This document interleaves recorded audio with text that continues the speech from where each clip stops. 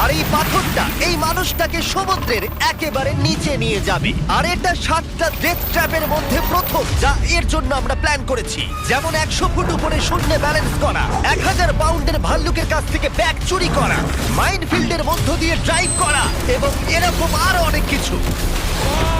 আর যদি ও সবকটা সার্ভাইভ করতে পারে আমি ওকে $5,00,000 দেব। ঠিক আছে, আমি চললাম।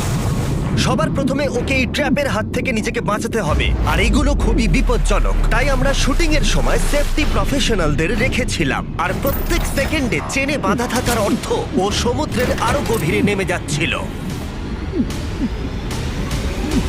ও উঠে এসেছে, ও পেরেছে। ইয়েস! কনগ্রাটস!